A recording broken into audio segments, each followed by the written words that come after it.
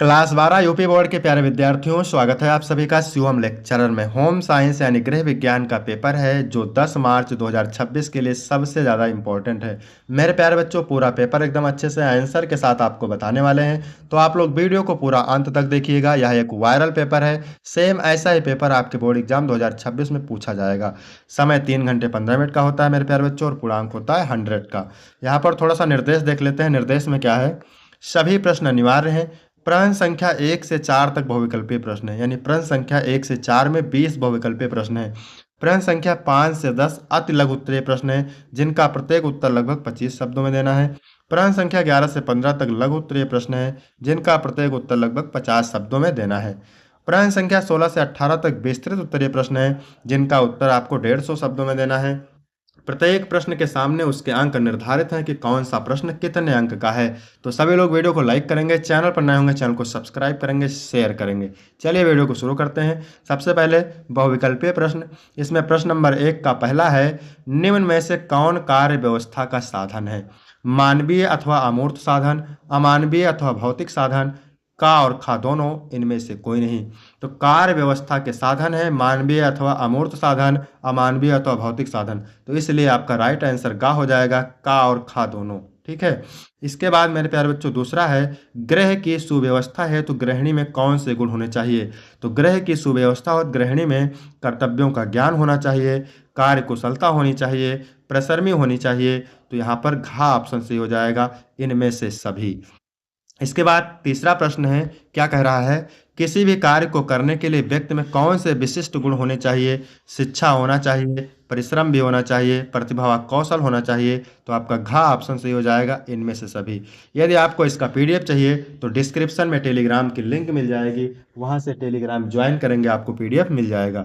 इसके बाद अगला प्रश्न है, रोगी व्यक्ति के लिए उसकी चिकित्सकीय आवश्यकताओं की पूर्ति के लिए निर्धारित आहार को कहा जाता है? सस्ता एवं स्वादिष्ट आहार, संशोधित आहार, अल्प आहार, नियमित पौष्टिक आहार। तो रोगी व्यक्ति के लिए उसकी चिकित्सकीय आवश्यकताओं की पूर्ति के लिए क्या कहा जाता है? संशोधित आहार कहा जाता है। खा ऑप्शन राइट हो जाएगा। फिर है, उत्तम पोषण तथा स्वास्थ्य में क्या होता है? घनिष्ठ संबंध होता है। प्रश्न नंबर 1 का पांचवा है, उत्तम पोषण तथा स्वास्थ्य में क्या होता है? घनिष्ठ संबंध होता है। का ऑप्शन राइट हो जाएगा। इसके बाद प्रश्न नंबर 2 का पहला है, विभिन्न संगठकों को मिलाकर तथा संसाधित करके तैयार किए जाने वाले खादों को किस वर्ग में रखा जाता है? संश्लेषित खाद में, चिकित्सकीय खाद में, फार्मूलाबद्ध खाद में, खाद व्युत्पत्ति। तो यहाँ पर सही हो जाएगा फार्मूलाबद्ध खाद। गा ऑप्शन राइट हो जाएगा। इसके बाद अगला है, निम्न में से खाद्य पदार्थों के भौतिक संकट हैं? पत्थर है, बटन है, कील है, ये सभी। तो यहाँ पर ए सभी हो जाएगा, घा ऑप्शन राइट हो जाएगा। इसके बाद अगला है प्रश्न नंबर दूसरा का तीसरा, अधिकांश बच्चों का पालन पोषण होता है कृषि में, अपने ही परिवार में, नानी के साथ, आसपास के घरों में। तो अपने ही परिवार में, आपका खा ऑप्शन राइट हो जाएगा। भारत में पहला SOS गांव कब स्थापित किया गया? 1954 में, 1947 में, 1968 में, 1964 में। तो भारत में पहला SOS गांव स्थापित किया गया 1964 में। खा ऑप्शन राइट हो जाएगा। इसके बाद भी नंबर है, क्या कह रहा है? भारत में योजना आयोग के अनुसार 2004 में कितने % जनसंख्या राष्ट्रीय गरीबी रेखा के नीचे जीवन यापन कर रही थी? तो इसका ऑप्शन सही हो जाएगा 37.2%। गा ऑप्शन बिल्कुल करेक्ट हो जाएगा। इसके बाद तीसरा का पहला है, निम्न में से किसे पोशाक के केंद्र बिंदु से भार के एक समान वितरण करने के रूप में परिभाषित करते हैं? आवर्तिता को, सामंजस्यता को, संतुलन को, इनमें से कोई नहीं। तो इसका गा ऑप्शन से हो जाएगा, संतुलन को। इसके बाद है तीसरा का दूसरा, परिधान निर्माण की कला को क्या कहा जाता है? कुटअर कहा जाता है, उद्यमी कहा जाता है, ट्रेडल कहा जाता है, इनमें से कोई नहीं। तो परिधान निर्माण की कला को कहा जाता है कुटअर कहा जाता है। का ऑप्शन राइट हो जाएगा। इसके बाद अगला प्रश्न है, जल निष्कासन कितने प्रतिशत नमी को वस्त्रों से हटा देते हैं? जल निष्कासन कितने प्रतिशत नमी को वस्त्रों से हटा देते हैं? तो ये इसका हो जाएगा 70 से 80%। ठीक है। अतिथि तथा मेजबान के मध्य के संबंध को कहा जाता है? आतिथ्य कहा जाता है। क्या कहा जाता है? अतिथि तथा मेजबान के मध्य के संबंध को आतिथ्य कहा जाता है। इसके बाद अगला है, वर्दीधारी सभी सेवाओं को संगठित करने का कर्तव्य किसका है? वेल कप्तान का, प्रमुख कार्यालय कोषाध्यक्ष का, प्रतीक्षा कक्ष प्रबंधन का, दरबान का। तो वर्दीधारी सभी सेवाओं को संगठित करने का कर्तव्य होता है प्रतीक्षा कक्ष प्रबंधक का। चौथा का पहला है, वस्तुओं को खरीदते समय उपभोक्ता उम्मीद करता है वस्तु की उचित कीमत की, वस्तु के प्रमाणिक असली होने की, वस्तु के सही वजन और माप की, इन सभी की। तो इन सभी की आपका घ ऑप्शन राइट हो जाएगा। इसके बाद प्रश्न नंबर 4 का दूसरा है, बताइए निम्नलिखित वक्तव्य सत्य है असत्य। तो ISI मार्क BIS द्वारा किया जाता है, तो ये सही है। एक मार्क कृषि उत्पादनों के लिए होता है, ये भी सही है। सुरक्षा का अधिकार उपभोक्ता अधिकार नहीं है, ये गलत है। वायस एक उपभोक्ता संगठन का नाम है, तो ये सही है। इसके बाद तीसरा है, रेड रिबन एक्सप्रेस की यात्रा कहाँ से आरंभ हुई थी? कन्याकुमारी से, चेन्नई से, चंडीगढ़ से, मुंबई से। तो रेड रिबन एक्सप्रेस की यात्रा कन्याकुमारी से आरंभ हुई थी। इसके बाद अगला प्रश्न है, किसी संगठन में सभी आंतरिक और बाह्य संप्रेषण के प्रबंधक तथा संगठन की गतिविधियों को सम्मिलित रूप से कहा जाता है। निगमित संप्रेषण कहा जाता है। किसी संगठन में सभी आंतरिक और बाह्य संप्रेषण के प्रबंधन तथा संगठन की गतिविधियों को सम्मिलित रूप से निगमित संप्रेषण कहा जाता है। जनसंपर्क विभाग द्वारा विज्ञापन दिया जाता है। जनसंपर्क विभाग द्वारा विज्ञापन दिया जाता है विस्तृत जानकारी देने के लिए। आपका खा ऑप्शन राइट हो जाएगा। यहाँ तक 20 बहुविकल्पीय प्रश्न है जो बोर्ड एग्जाम के लिए मोस्ट इंपॉर्टेंट है। यदि आपको इसका PDF चाहिए तो डिस्क्रिप्शन में टेलीग्राम की लिंक मिल जाएगी, वहाँ से टेलीग्राम ज्वाइन करेंगे, आपको PDF मिल जाएगा। इसके बाद है अति लघु उत्तरीय प्रश्न। कुल मिलाकर के 12 प्रश्न है, एक एक नंबर के 12 नंबर मिलेंगे यहाँ से, और मोस्ट इंपॉर्टेंट है। उत्तर आपको लगभग 20 शब्दों में देना है। प्रश्न नंबर 5 का है, हमारे देश में अतिपोषण की समस्या के मुख्य कारण क्या है? तो हमारे देश में अतिपोषण के मुख्य कारण असंतुलित आहार, शारीरिक निष्क्रियता और जंक फूड को बढ़ता सेवन है। इसके बाद है खा नंबर, खाद्य प्रौद्योगिकी को समझाइए। तो खाद्य प्रौद्योगिकी वह विज्ञान है जिसका उपयोग खाद्य पदार्थों के उत्पादन, प्रसंस्करण, संरक्षण, पैकेजिंग, भंडारण और गुणवत्ता नियंत्रण में किया जाता है।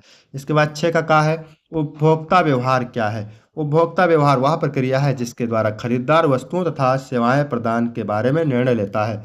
इसके बाद खा नंबर है, अपमिश्रण या खाद्य अपमिश्रण से आप क्या समझते हैं? तो खाद्य अपमिश्रण का अर्थ है लाभ के लिए जानबूझकर भोजन में सस्ती, निम्न गुणवत्ता वाली या हानिकारक सामग्री मिलाना, जिससे उसकी गुणवत्ता और सुरक्षा कम हो जाती है। इसके बाद 7 का नंबर है, शैशव अवस्था का क्या अर्थ है? शैशव अवस्था जन्म से लेकर लगभग 2 वर्ष तक की अवधि है जिसमें बच्चे का तीव्र शारीरिक, संज्ञानात्मक और भावनात्मक विकास होता है। इसके बाद 7 का खा नंबर है, कुछ युवा क्यों संवेदनशील होते हैं? तो कुछ युवा जटिल हार्मोनल परिवर्तनों, सामाजिक दबावों और पहचान बनाने की प्रक्रिया के कारण अधिक संवेदनशील होते हैं। इसके बाद 8 का नंबर है, डिजाइन से आप क्या समझते हैं? डिजाइन किसी उद्देश्य को पूरा करने के रूप, कार्य और संरचना की योजना बनाना और उसे क्रियान्वित करना है। इसके बाद है खा नंबर, चिर सम्मत क्लासिक शैली क्या है? तो चिर सम्मत क्लासिक शैली संतुलन, स्पष्टता, सरलता और शाश्वत सुंदरता पर जोर देने वाली कला, साहित्य या संगीत की वह शैली है। इसके बाद 9 का नंबर है, एक व्यावसायिक या औद्योगिक धुलाई घर में विभिन्न विभागों की व्यवस्था कैसे की जाती है? तो एक व्यावसायिक धुलाई घर में कुशल संचालन के लिए गंदे कपड़े प्राप्त करने, धुलाई, सुखाने, इस्त्री और वितरण के विभाग व्यवस्थित किए जाते हैं। फिर है उपभोक्ता कौन होता है? तो उपभोक्ता वह व्यक्ति है जो अपनी निजी जरूरतों को पूरा करने के लिए किसी उत्पाद या सेवा को खरीदता और उपयोग करता है। इसके बाद 10 का नंबर है, आज के समय में निगमित संप्रेषण का क्या महत्व है? तो आज के समय में निगमित संप्रेषण ब्रांड छवि बनाने, हितधारकों का विश्वास जीतने और संगठनात्मक उद्देश्यों को साधने के लिए महत्वपूर्ण है। इसके बाद है मोटल से आप क्या समझती हैं? तो मोटल होटल जैसी सेवाएं प्रदान करती है तथा वहाँ कमरे के समीप अथवा कमरे के सामने पार्किंग की व्यवस्था होती है। इसके बाद है लघु उत्तरीय प्रश्न।